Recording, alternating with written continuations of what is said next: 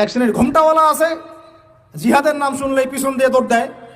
হ্যাঁ, এই ইহুদিদের সাথে মুসলিমদের যুদ্ধ হচ্ছে এখন, ওই সময় ইহুদিদের পক্ষ নিয়ে কথা বলে। এরা আমাদেরকে বলে যে এরা খারেজি হয়ে গেছে, এদের আকীদা ঠিক নাই, এদের মানহাজ ঠিক নাই। তুমি যে আকীদা লালন করে তুমি ইসরায়েলের পক্ষ নাও, তোমার ওই আকীদার মুখে আমি থুতু নিক্ষেপ করি। তুমি যে মানহাজের কথা বলে তুমি মুজাহিদ ভাইদের বিরুদ্ধে অবস্থান নাও, তোমার এই আকীদার উপর মানহাজের উপর আমি থুতু নিক্ষেপ করি। ফাইজলামের একটা আবু তো আপনার সালাফি মানহাজের উপর থুতু দিয়েছে, এই ব্যাপারে আপনি কিছু বলুন। বাংলাদেশের আপনাদের এক বক্তা তিনি মানহাজের সালাফের উপরে থুতু নিক্ষেপ করেছেন এমন একটা কথা বলেছেন। এ বিষয়ে আমার মন্তব্য জানতে চেয়েছেন। প্রথম কথা মনে রাখবেন, অধিকাংশ ক্ষেত্রে দেখা যায় যে মানুষ কথা বলার সময় ব্যালেন্স হারিয়ে ফেলে, আছে না নাই? আছে।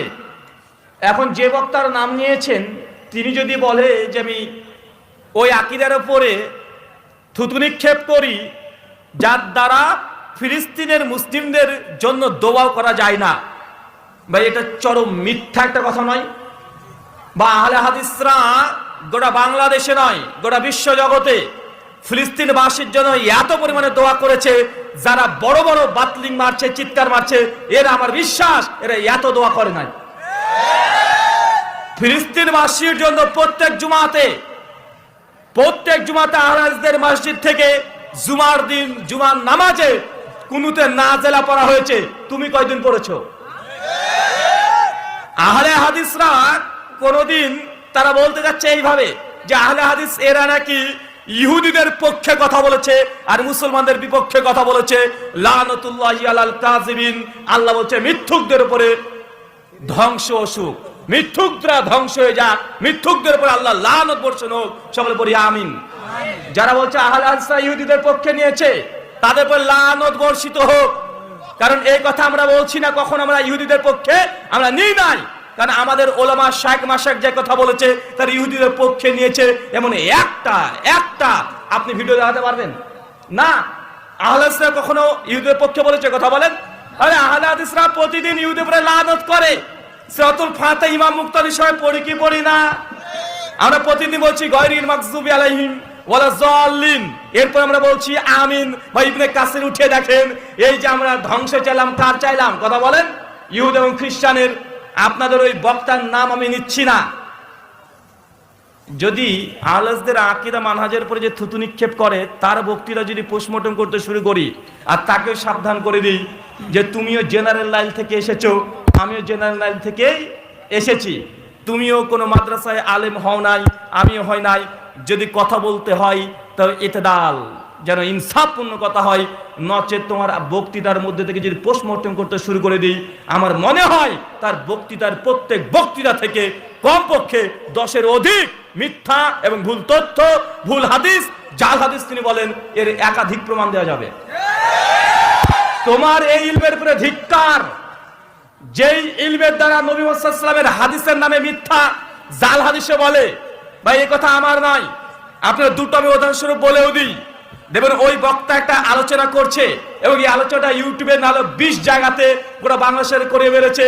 ও বলছে জাহান্নামের কথা আসলেই আমার একটা ঘটনা মনে পড়ে যায়, নবীর একটা হাদিস যে আল্লাহ নবী যখন মেরাজে গিয়েছিলেন সেই সময়তে একজন ফেরেশতাকে দেখছেন যে ফেরেশতা কোনো সময় হাসে না, কোনো সময় হাসে না। যদি আমার মনে হয় তার বক্তৃতার প্রত্যেক বক্তৃতা থেকে কমপক্ষে 10-এর অধিক মিথ্যা এবং ভুল তথ্য, ভুল হাদিস, জাল হাদিস তিনি বলেন, এর একাধিক প্রমাণ দেওয়া যাবে।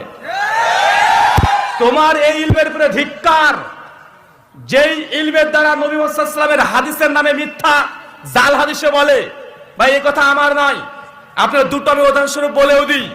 দেখবেন ওই বক্তা একটা আলোচনা করছে এবং এই আলোচনাটা ইউটিউবে নাহলে 20 জায়গাতে পুরো বাংলাদেশের করে বেড়েছে। ও বলছে জাহান্নামের কথা আসলেই আমার একটা ঘটনা মনে পড়ে যায়, নবীর একটা হাদিস যে আল্লাহ নবী যখন মেরাজে গিয়েছিলেন সেই সময়তে একজন ফেরেশতাকে দেখছেন যে ফেরেশতা কোনো সময় হাসে না, কোনো সময় হাসে না। জিবরাইলকে আল্লাহ নবী জিজ্ঞাসা করলেন, জিবরাইল এই ফেরেশতা এমন কেন, কোনো সময় হাসে না? তখন ফেরেশতা জিবরাইল বলছেন, এই ফেরেশতাকে আল্লাহ সুবহানাহু ওয়া তাআলা যেই দিন জাহান্নামকে সৃষ্টি করেন, তারপরে এই জাহান্নামের দরজায় তাকে পাহারাদার হিসেবে রেখে দিয়েছে। আর যখনই জাহান্নাম এই ফেরেশতা দেখেছে, তখন থেকে তার মুখ থেকে হাসি উড়ে গেছে। ওই বক্তাই কথা বলেছে। আল্লাহি, এই হাদিস টাটকা জয়ীফ। Look who's back on the field. Firm grip, solid stance. একা থাকতে থাকতে একাকিত্ব ঘিরে ধরেছিল টনি, তাই একে নিয়ে এসেছে। এই হাদিস টাটকা জয়ীফ। সিরাত ইবনে হিশাম এই হাদিসটাকে নিয়ে এসেছে, আনার পর তাহাকিক, ওখানে তাহাকিককৃত সিরাত ইবনে হিশামের মধ্যে এই হাদিসকে জয়ীফ বলা হয়েছে। নিতান্তই জয়ীফ, জয়ীফুল জিদ্দান, মানে নিতান্তই জয়ীফ। এটা আল্লাহ নবীর নামে গায়েবী কথা এটা বলে দিল, বক্তার তাহাকিক করা লাগলো না। আবার বলছে এই ওয়াজ মাহফিল চলছে, একজন এসে বলছে, স্যার একটু বলে দেন, আমাদের এখানে একজন মোবাইল হারিয়ে গেছে। অনেকে মোবাইল হারায় না ভাইজান, বলছে একটু বলে দেন তো মাইকে। ও তখন সঙ্গে সঙ্গে বলছে যে শোনেন, আপনারা এই ওয়াজ মাহফিলে এসে আপনারা মোবাইল চুরি করতে এসেছেন।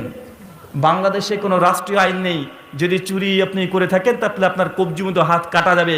তারপরে বলছে আল্লাহ নবী হাদিসে বলেছে, হাদিসের নাম দিয়ে তিনি বলছেন যে কিয়ামতের মাঠে মানুষ যখন উঠবে, তো যারা যারা চুরি করেছেন আল্লাহ নাকি কবজি পর্যন্ত হাত কেটে দিবেন। এটা নাকি হাদিসে আছে। আল্লাহি, এটা জাল হাদিসও নাই, মিথ্যা কথা। বক্তা স্টেজে দাঁড়িয়ে একটা টাটকা জাল হাদিস তৈরি করে ফেলেছে, একদম টাটকা। এই হাদিস হাদিসের গ্রন্থে নাই, বলে গেলাম, পারলে সনদ পেশ করুক। তো তোমার এই ইলমের পর আমরা ধিক্কার দিতে পারি না? আহলে হাদিসরা কোনো ঠুনকো কোনো ফতোয়া দেয় না। আহলে হাদিসদের ফতোয়া বুঝতে হলে তোমাকে আরো 100 বছর লেখাপড়া করতে হবে। তুমি তো আজকে উঠে এসেছো। আরে আহলে হাদিস আজকের নয়, ভারত উপমহাদেশকে যারা ইংরেজদের, ব্রিটিশদের বিরুদ্ধে যুদ্ধ করে, জিহাদ করে, যারা ভারত উপমহাদেশে রাষ্ট্রীয়ভাবে এটা জিহাদ করে ভারতকে স্বাধীন করেছিল, তারা প্রথম কাতার যারা ছিল তারা আহলে হাদিস ওলামারা। আরে এই জন্য আমাদের কোনো ইতিহাসের বই দরকার নেই। তুমি তো খুব কওমি মাদ্রাসা, কওমি হুজুরদের খুব প্রশংসা করো। কওমিদের লেখা বই আছে, যদি পড়তে পারো পড়ে নিও। ওলেমায়ে হিন্দ কা শানদার মাঝি উর্দু কিতাব ভারতের দেওবন্দি হুজুররা লিখেছে, দ্বিতীয় খণ্ডের 420 পৃষ্ঠা লিখে রেখেছে যে ওলেমায়ে হিন্দ কা শানদার মাঝিতে যে ব্রিটিশদের বিরুদ্ধে প্রথম যারা ফতোয়া দিয়েছিল, তাহলে প্রথম সারিতে যে 30 জনের নাম আছে, প্রথম নামটাই আলেমদেরই আছে। আর সেই সময় কওমি হুজুরা তারা ফতোয়া কি দিয়েছিল? সেই সময় রশিদ আহমেদ গাঙ্গুই পরিষ্কারভাবে ফতোয়া দিয়েছে, আশরাফ আলী থানভী পরিষ্কারভাবে ফতোয়া দিয়েছিল সেই সময়তে যে না, এখন ভারতবর্ষে এই অবস্থায় আমাদের জন্য জিহাদ করা এটা ফরজ নয়, জিহাদ করা যাবে না। তারাই ফতোয়া দিয়েছে এবং তারা এক ধাপ এগিয়ে গিয়ে আরো কথা লিখেছে যে লড়াই করকে क्या फायदा, খিজির को तो हम अंग्रेज के साथ में पा रहा हूं। ওনারা বলেছিলেন যে লড়াই করে কি লাভ? আরে খিজিরকে তো ইংরেজদের কাতারে দেখতে পাচ্ছি। কত কি বুঝতে পারছেন না? এটা কওমিদের ফতোয়া ছিল। আহলে হাদিসরা কাদিয়ানীদের বিরুদ্ধে এত লেখালেখি করেছে। কাদিয়ানীদের কথা আসলে প্রথম যার নাম চলেছে তার নাম কি? কাজী সানাউল্লাহ অমৃতসরী রাহিমাহুল্লাহ। তার লেখনী, তার বাহাস, তার মুনাজারা গোটা বিশ্বের মানুষ এক নামে চেনে। এটা কোনো তোমার ঘরের মানুষ না, এরা হচ্ছে স্বঘোষিত, একদম ঘোষিত, বুক ফুলে বলতো আমরা আহলে হাদিস, আমরা আহলে হাদিস। আর আহলে হাদিসের মানহাজের উপরে তুমি থুতু নিক্ষেপ করো, তোমার এটা থুতু না। বদদোয়া তো করা যায় না মুসলিম ভাই, বদদোয়া করা যায় না। শুধু একটা কথাই বলবো, সূরা আলে ইমরান আয়াত নাম্বার 61 আল্লাহ বলেছেন লানাতুল্লাহি আলাল কাযিবিন, মিথ্যুকের উপর আল্লাহ লানত বর্ষিত হোক। যে সত্যি সে মিথ্যাবাদী হয় তার লানত হবে। কথা বুঝতে পারছেন না? মানে শ্রোতাদের অন্য কিছু না।